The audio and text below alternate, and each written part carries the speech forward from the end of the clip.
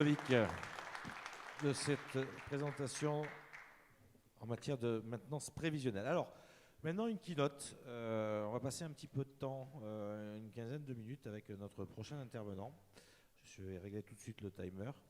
Et je vais vous présenter notre prochain intervenant. C'est Sébastien Campocasso. Il est enseignant-chercheur à l'Université de Toulon depuis 2015. Il est expert en fabrication mécanique. Il a mené des travaux au laboratoire Cosmer dans le domaine de la fabrication additive. Il enseigne au département GMP de l'IUT de Toulon. Il enseigne principalement la fabrication par usinage et la métrologie. Il est là, oui, installez-vous. Vous avez la télécommande. C'est IBM qui l'a embarqué. Et jingle qui va arriver, mais je n'ai pas fini la présentation. Merci Ludovic. Rétroconception, numérisation des stocks de pièces détachées, fabrication à la demande, réparation de pièces sur site, ajout de fonctions à des pièces existantes, autant d'applications possibles donc pour la fabrication additive en maintenance industrielle, c'est votre sujet.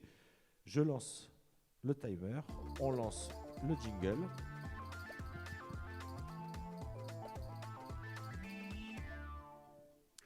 Et c'est à vous. Merci pour cette introduction. Bon, désolé, on a démarré la dernière slide. Je vous prie de m'excuser pour ma voix qui est un petit peu défaillante aujourd'hui. Donc d'abord, deux petits mots sur le laboratoire Cosmer dans lequel je fais ma recherche. C'est un laboratoire qui a été créé récemment, qui couvre des thématiques liées à la robotique, mobile ou industrielle, et à la mécanique dans le domaine de la conception et de la fabrication. En ce qui concerne la fabrication additive, l'université est dotée de au moins une quinzaine d'imprimantes 3D réparties sur un petit peu tout le campus, et de trois équipements qui sont un petit peu plus notables. Une imprimante PolyJet qui permet de fabriquer des pièces en matériaux polymères avec plusieurs matériaux et la possibilité d'avoir des gradients de propriété dans les pièces, par exemple passer d'une partie rigide à une partie souple. Une machine de fusion laser sur lit de poudre et puis également une cellule de soudage robotisée qu'on utilise pour faire de la fabrication additive WAM en superposant des cordons de soudure. Au niveau des thématiques et des réalisations des travaux de recherche, donc concernant la conception, on a des travaux qui sont menés qui se focalisent sur la bonne utilisation des outils d'optimisation topologique pour concevoir les pièces pour la fabrication additive, et en particulier pour des systèmes multicorps, que ce soit des systèmes avec des mouvements cinématiques ou des systèmes qui peuvent être, par exemple, décomposés en tronçons pour des raisons politiques, comme un hélicoptère. Et on a donc d'autres activités plutôt sur la fabrication robotisée avec de la génération de trajectoires multi-axes non planes, où on va avoir donc des couches qui ne sont pas planes, une réorientation de la pièce au cours de la fabrication pour fabriquer des formes complexes. Le sujet du jour, donc, c'est la fabrication additive et la maintenance. Donc, je vais commencer par vous donner quelques éléments d'information sur la fabrication additive, plutôt métallique, et ensuite des pistes de réflexion sur les utilisations possibles en maintenance. Donc tout d'abord, la fabrication additive, c'est un terme qui regroupe en fait 7 grandes catégories de procédés de fabrication.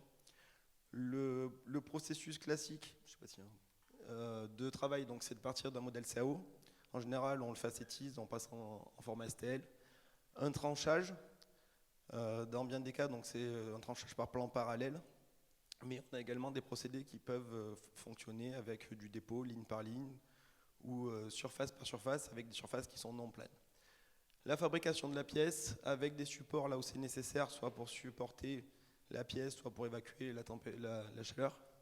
Et puis des étapes de post-traitement, usinage des surfaces fonctionnelles, amélioration des propriétés matériaux, de la qualité de surface. Ces procédés sont historiquement utilisés pour faire du maquettage, du prototypage rapide. Puis ensuite, ils ont été utilisés pour faire de l'outillage. Et depuis une quinzaine d'années, on les utilise pour faire des pièces dites bonne matière. Et on va vers de la fabrication de pièces multimatériaux dans le futur. Première grande catégorie que je souhaitais vous présenter, la fusion sur lit de poudre. Dans ces procédés-là, on vient étaler une couche de poudre métallique qui va être fusionnée localement, soit par un faisceau laser, soit par un faisceau d'électrons, dans le but de fabriquer la pièce et les supports. Ces procédés-là permettent de fabriquer des pièces jusqu'à des dimensions d'environ 500 mm avec de bonnes tolérances géométriques et de bons états de surface, et une productivité qui est assez faible, étant donné que l'étalement des couches de poudre qui font quelques dizaines de microns prend beaucoup de temps dans le processus de fabrication. Ces procédés-là sont utilisés principalement dans les secteurs aérospatial. Vous avez un exemple en bas à gauche d'un support d'antenne de satellite. Dans le secteur automobile, plutôt pour l'automobile de compétition ou de luxe, c'est le cas que vous avez en bas à droite, une pièce de Formule 1 qui remplace un assemblage de plusieurs pièces, et puis également pour le médical. Deuxième grande catégorie de procédés qui peuvent être utilisés en maintenance, les procédés de dépôt sous énergie concentrée. Dans ce cas-là, on a un système de dépôt qui va faire fondre soit un fil, soit de la poudre, soit un mélange des deux. Donc on utilise en général soit un laser, soit un procédé de soudage à l'arc. Et donc on va empiler des cordons de soudure sur un substrat qui peut être en mouvement lui-même et se réorienter pour éviter d'utiliser des supports.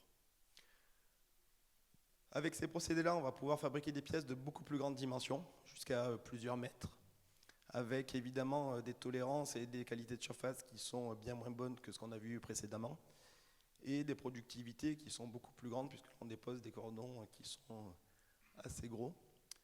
Les secteurs dans lesquels ces procédés sont utilisés actuellement, c'est principalement le naval. Vous avez peut-être vu une hélice qui a été fabriquée par Naval Group qui a été montée sur un navire il y a quelques mois. Le ferroviaire également, c'est le cas que vous avez en bas à droite avec un bougie ferroviaire.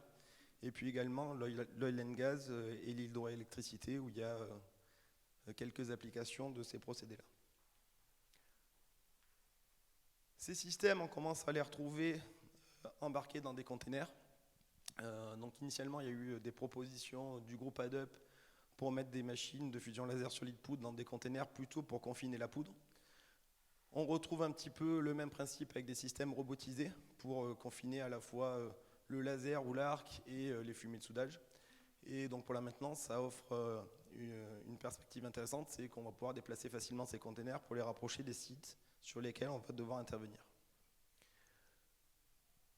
Au niveau des possibilités qui sont offertes par la fabrication additive, le principal avantage, ça va être de pouvoir avoir beaucoup plus de liberté au niveau de la conception.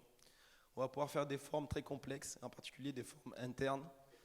Et donc pour le concepteur, ça offre des possibilités de vraiment optimiser la physique pour laquelle la pièce est conçue, en particulier pour la thermique. Là, vous avez deux exemples d'échangeurs thermiques.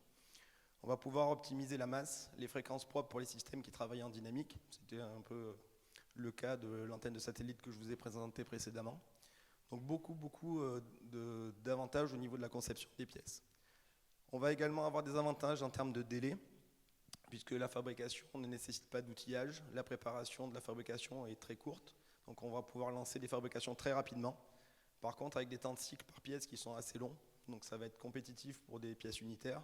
Ça reste compétitif pour des petites séries, mais évidemment pour des moyennes et des grandes séries, ça reste encore assez cher.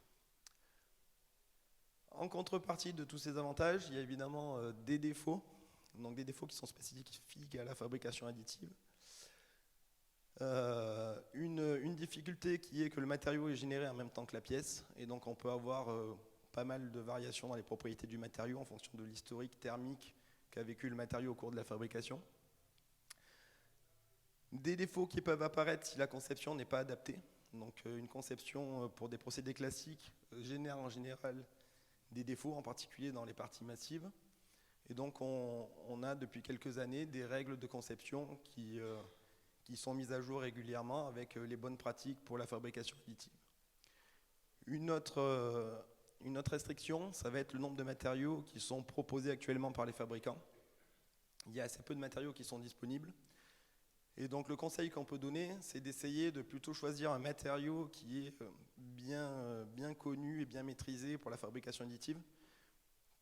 Reconcevoir la pièce pour ce matériau-là plutôt que d'aller chercher un matériau un petit peu exotique, même s'il est utilisable en fabrication additive, s'il est moins bien maîtrisé, en général, ça risque de poser des problèmes. Donc au niveau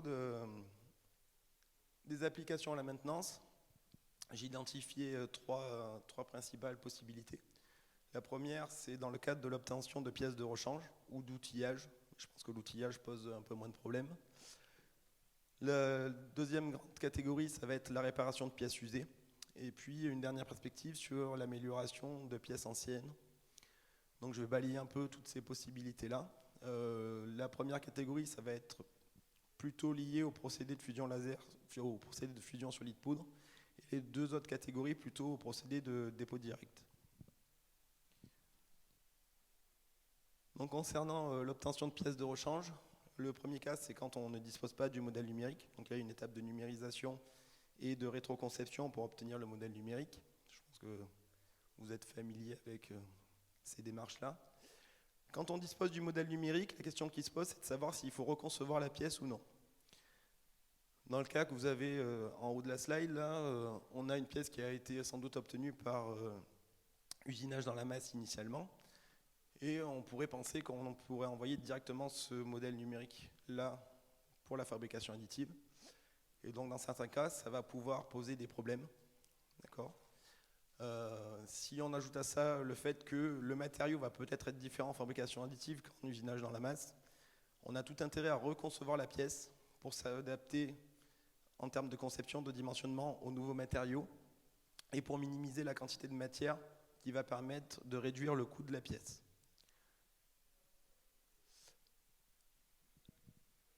Donc en petite conclusion là pour les pièces de rechange, hein, il faut garder en tête d'adapter la conception aux matériaux, reconcevoir pour éviter les défauts et fabriquer à moindre coût. Et d'autres questions qui se posent concernent la reproductibilité de la fabrication chez différents fournisseurs, voire sur différentes machines chez le même fournisseur. Ainsi que la question de la qualification de la pièce, puisque quand on est sur des pièces de sécurité, on doit évidemment assurer la bonne fonctionnalité de la pièce sur des procédés qui n'existaient pas il y a 20 ans et qui n'avaient donc pas été qualifiés initialement.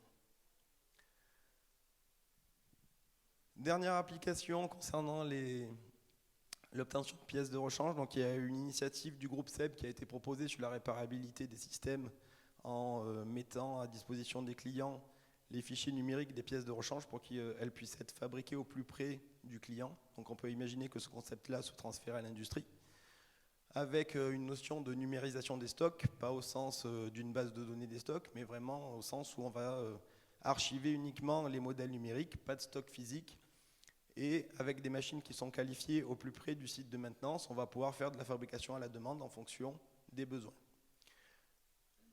Pour arriver à ça, il va falloir relever quelques défis. Le premier, c'est le format des données qu'on va archiver.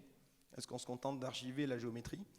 Est-ce qu'on archive, en plus de la géométrie, les caractéristiques du matériau à certains endroits de la pièce ? Donc, il y a des gens qui commencent à réfléchir sur des normes de format sur les pièces multimatériaux, justement, parce qu'il faut spécifier le matériau en fonction de la position dans l'espace.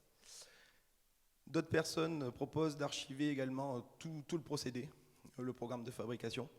D'accord ? Donc ça, c'est pas forcément conventionnel d'imposer la fabrication aux fournisseurs. Ces données, il va falloir les sécuriser dans le temps, sur plusieurs décennies. Il va falloir être capable de garantir qu'elles ne soient pas perdues, qu'elles ne soient pas piratées. Si un pirate vient modifier une des données et qu'on ne se rend pas compte qu'on fabrique la pièce pensant que tout était bon, ça peut poser problème. Et puis la question également de la reproductibilité sur plusieurs décennies avec des machines qui vont fortement évoluer, qui changent tous les ans pratiquement. Savoir est-ce que le résultat sera le même ou pas dans quelques décennies. Deuxième application concernant le rechargement de pièces usées. Donc le rechargement par soudage manuel, ça existe depuis bien longtemps. Hein. Ce rechargement, on peut le robotiser. Sur des cas simples, c'est assez facile à faire. La figure que vous avez sur le haut, là où on a une pièce cylindrique à recharger.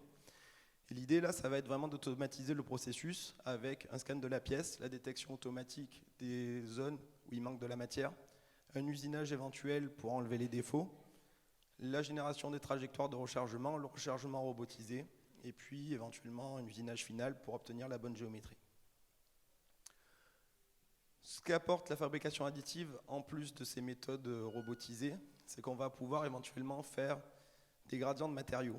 si on a une couche d'usure qui est différente du matériau qui est utilisé à cœur, on va pouvoir avoir une zone avec un gradient de composition qui va varier progressivement et éviter d'avoir le revêtement, la couche d'usure, qui se délamine parce qu'on a une variation du comportement qui est plus progressive.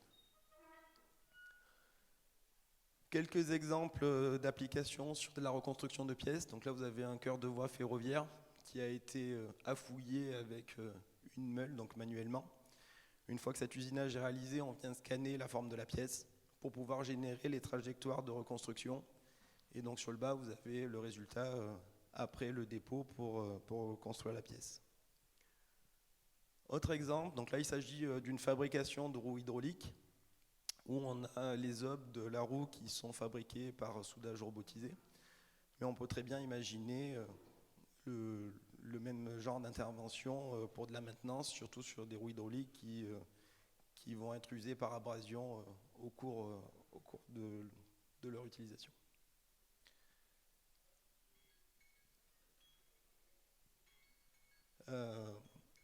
Dernière possibilité, donc ça va concerner l'ajout de fonctions. Avec les procédés de dépôt direct, on va pouvoir ajouter des entités sur une pièce préexistante qui n'est pas forcément usée, qui n'est pas forcément à changer, d'accord. Et donc on va pouvoir faire évoluer cette pièce pour une nouvelle version en ajoutant des pattes, des bossages qui vont servir à ajouter de nouveaux équipements sur la pièce.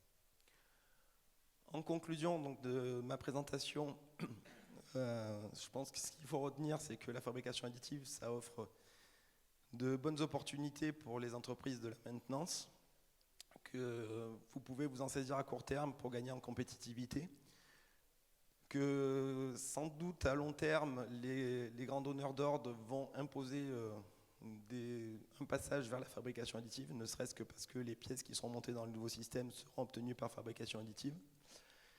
Et pour pouvoir tirer un maximum profit de la fabrication additive, il faut se former à ces nouveaux moyens, peut-être revoir les processus de maintenance, faire évoluer les pratiques et garder en tête qu'il va sans doute falloir reconcevoir les pièces qui sont à changer.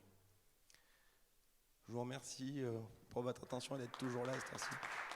Merci beaucoup Sébastien Campocasso, laboratoire Cosmer. Alors, retour d'expérience maintenant, on va changer de thématique, on va rester sur la maintenance, hein, rassurez-vous, mais on va changer d'âge peut-être, de tranche d'âge. Maintenance, place aux jeunes. On va recevoir Alexis Deveau et Clément